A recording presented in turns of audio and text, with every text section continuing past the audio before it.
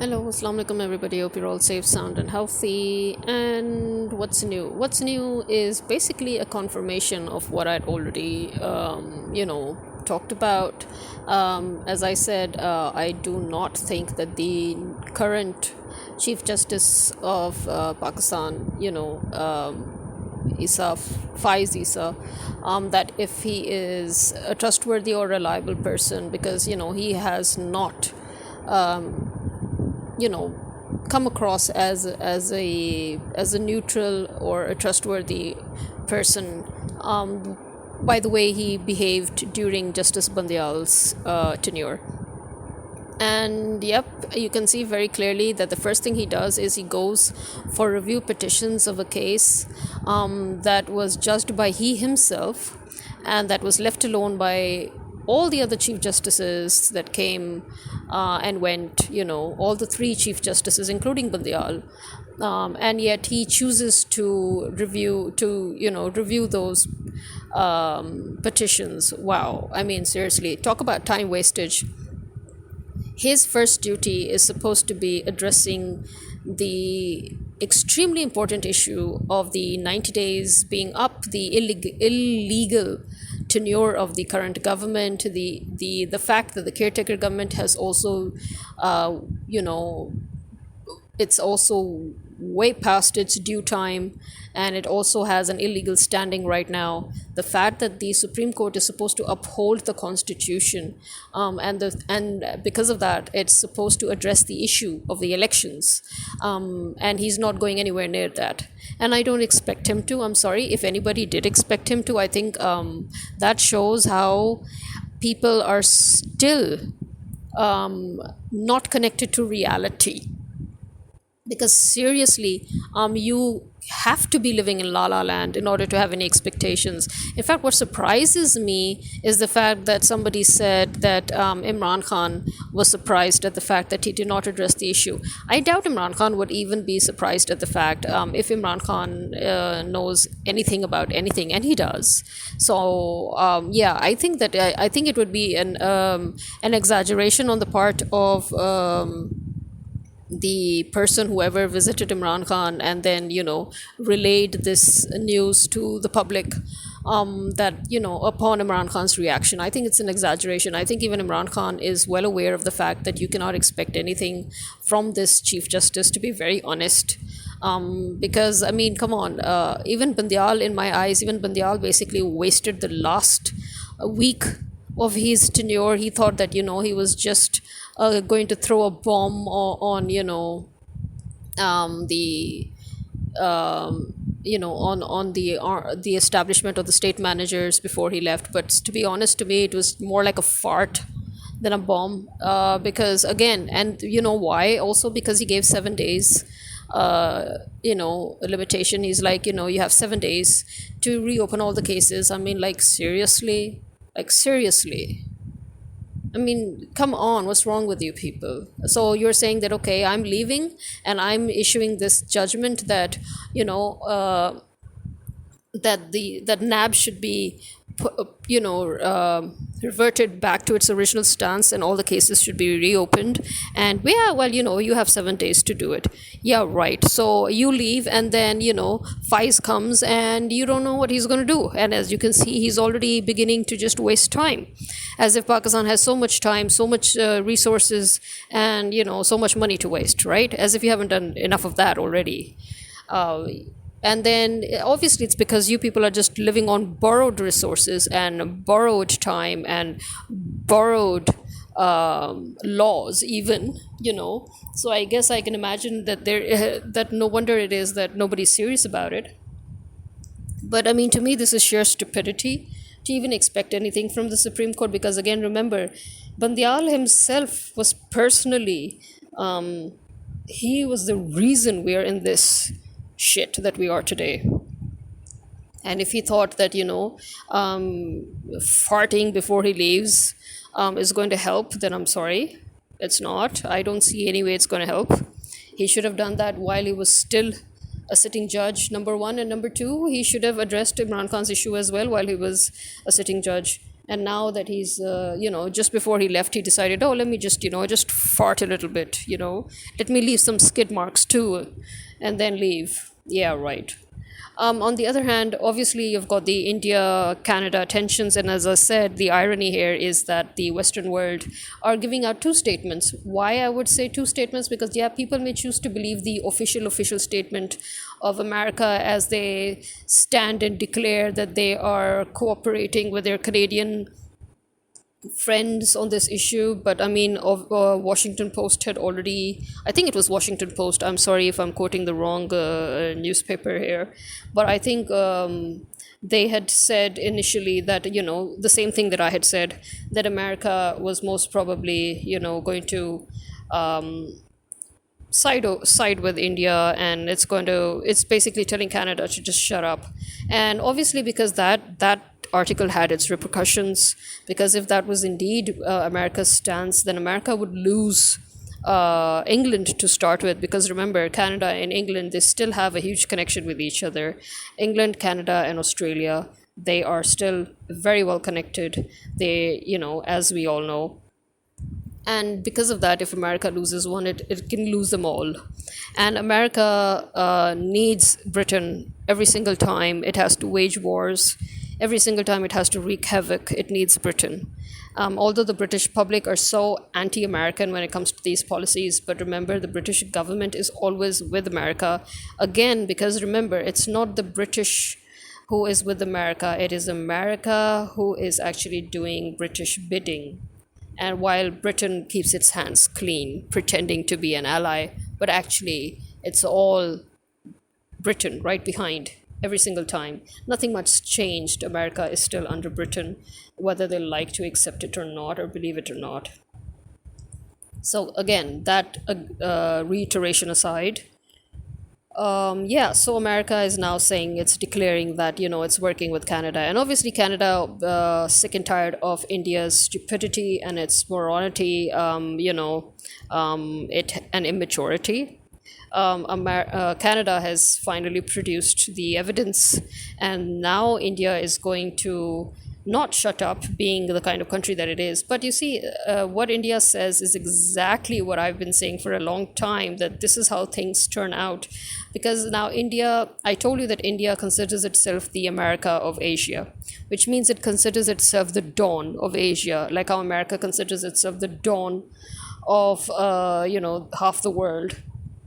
It wants to be the dawn of the whole world, but okay. So it considers India its minion, but India considers itself the dawn master, the godfather of Asia. So India says again and again that, if America can go to various countries and assassinate people, if America can go to Pakistan and assassinate people, and if America can go to other countries and do that, then so what if we did it? Why can't we?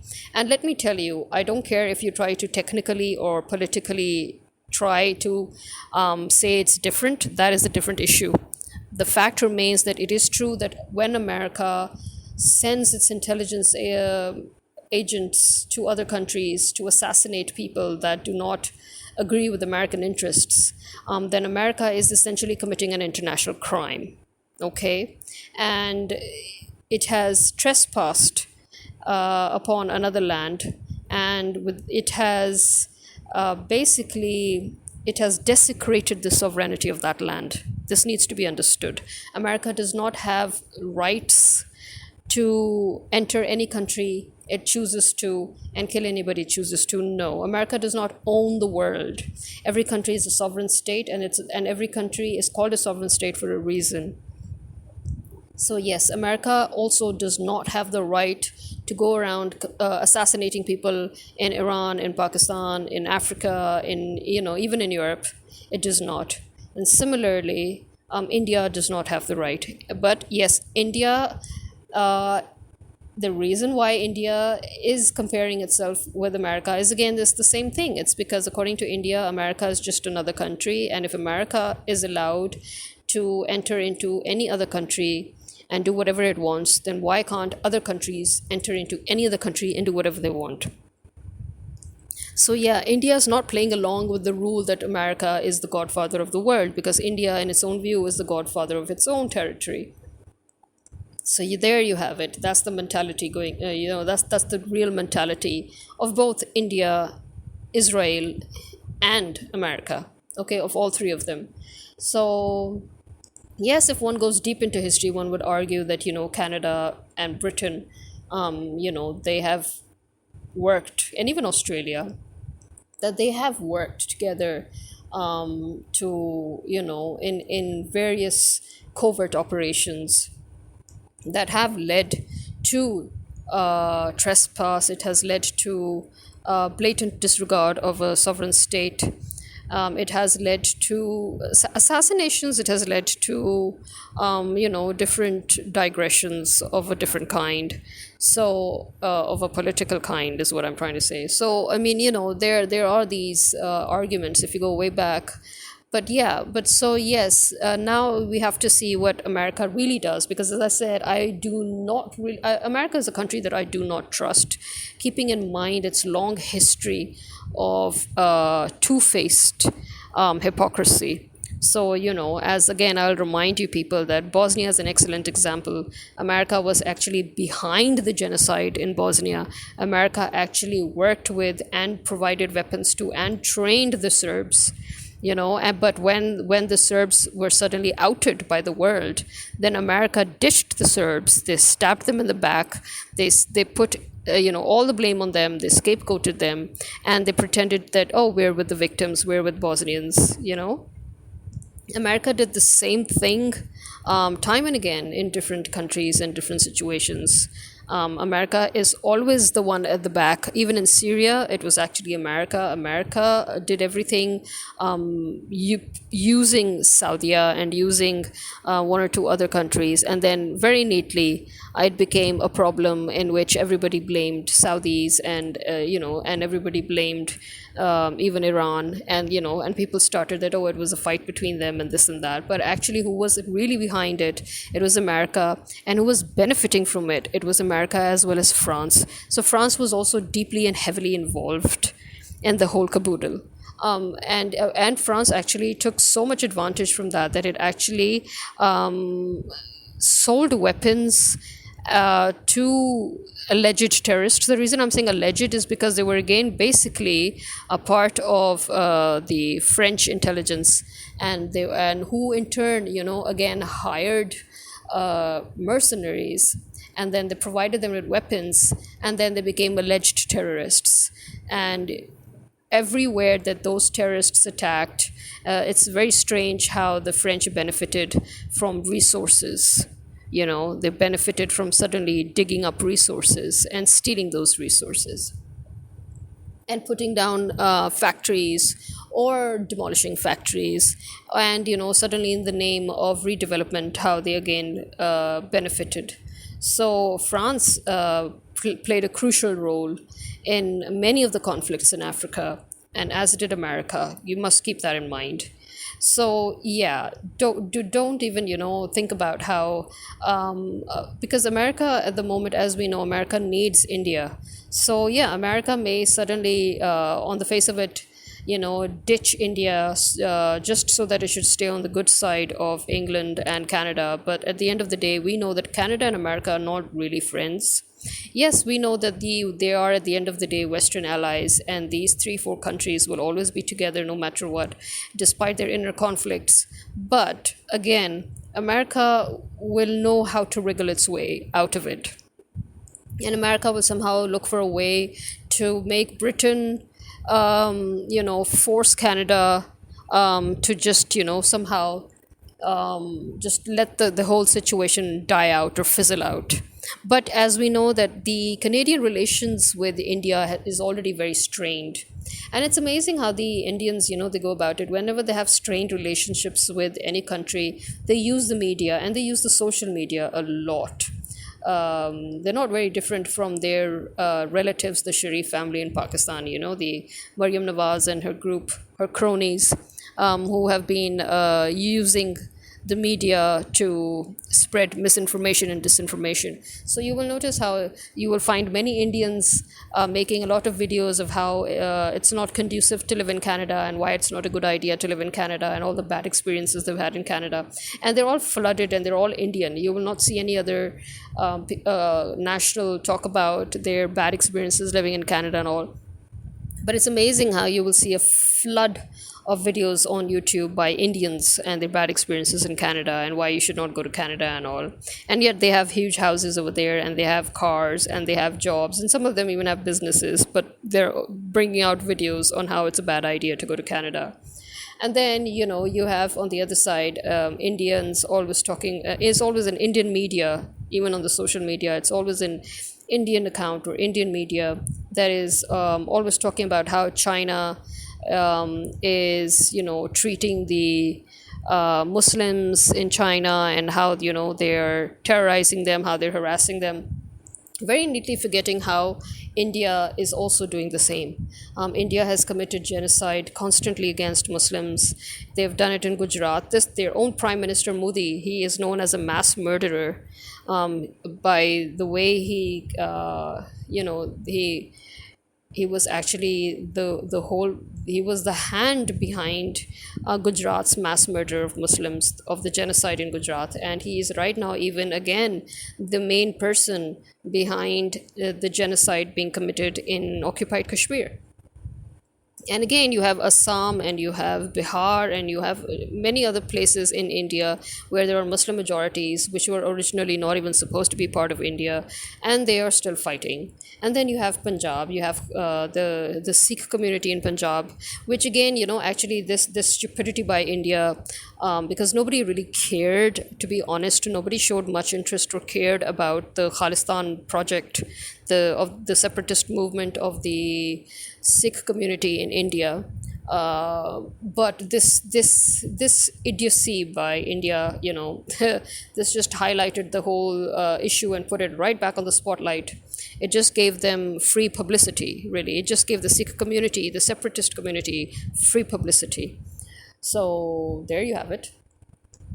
So yeah, I mean, on the other hand, I think the fact that people are actually still expecting anything from America and Britain concerning any conflict in any area, especially considering how they are behind that conflict, how they initiated that conflict, be it Ukraine-Russia conflict, be it any conflict in Africa, be it any conflict within Pakistan, and now this conflict that is going to go on between Canada and India. This is going to, not go anywhere. There's not going to be any actual settlement that is going to be accepted as, an actual solution by either country. Again, thanks to America. So yeah, I mean, I think I find it very, very odd that people are actually expecting anything from anyone, knowing that person is the one behind it all, you know. And similarly, keeping that in mind, the irony of how Nawaz Sharif, is trying to look for how he can come to Pakistan. But the truth is, even he knows that actually he's run out of excuses, and he's run out of justifications, and he's run out of narratives.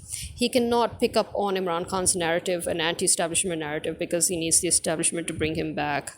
His brother has worked the establishment for the past 16 months, just to be able to get Nawaz Sharif back. And at the same time, Nawaz Sharif is also probably, I think it would be a big mistake if he comes in any case, because again, the only way that they can win the elections is through rigging. I mean, this is something that even the Western media and the international media have confirmed. So this is something that they have literally confirmed, that, because Imran Khan's popularity is only growing day by day. He was already the most popular leader in the country. He was the only one who actually had a political party in which the people of the country were actively involved and members of his party. The public of Pakistan, equals PTI, and PTI equals the Public of Pakistan in general, because of the massive percentage of Pakistani public that is actually pro PTI. So at the end of the day, when the people of Pakistan are pro PTI, and the state so when the state managers went against Imran Khan, they basically went against the people of Pakistan, which is why this whole conflict just is, going nowhere. Again, it's just increasing and it's getting more and more aggressive, but it's not going anywhere. There's no settlement. And because of that, as I said, the establishment is really scared because they have realized that they have exposed themselves butt naked in front of the public. Before, they always had a sort of a, deniability clause with them, but now they don't have that because they're now out in the open. So there's no hidden hand clause here. They plainly showed their hands. They were caught red-handed. And that time they didn't care because they thought that, everything was really done. All they needed to do was to just tie the bow and hand it over to America. But that's where the public intervened. That's where Imran Khan's strategy also intervened, making it very difficult for them. And so now they're standing stark, staring naked, and they don't know what to do. So actually, as I said before, although in the open they are acting so brazen, and they're being such pork-faced, but actually at the in secret they're shitting their pants, and they're constantly trying to make deals with Imran Khan, which he's not doing. But now there's now here's another thing. Again, remember, I do not believe in any of these so-called news or rumors that people try to spread when they say, oh, finally they've struck a deal, because every single time we've found out that it was all false. So even now there's this rumor circulating that finally a certain person of a higher post of the army or the of the establishment went and met Imran Khan, and they have Imran Khan has for the sake of the country, Imran Khan has finally agreed to just one thing. Now whatever it is, again, I'm not going to acknowledge it until I'm absolutely sure.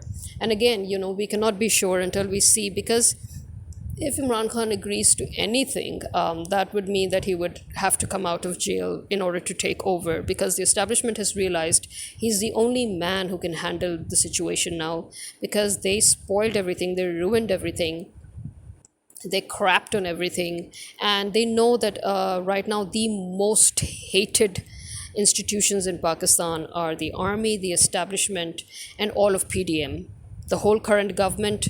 Because remember, that's another thing, you see, the reason why Nawaz Sharif cannot come to Pakistan, or shouldn't, because he should know that people will not forget this time. He's always thought that people, he could make people forget that it is his government that has always been the reason why Pakistan always ends up in a huge loss or in a crisis. And he thinks that these past 18 months, people should just forget that this was all his government. How can anybody forget it? The prime minister was his brother. And Maryam Nawaz, who had no legal, no political standing, no status, no seat in the assembly, she benefited from protocols. She benefited by using money from the treasury. She stole from the government's budget. She stole from the government's resources, and she used it openly and lavishly in front of everybody. Who can forget that? And even now, she just took 4 trunks, with her to England. Why? What is in those trunks?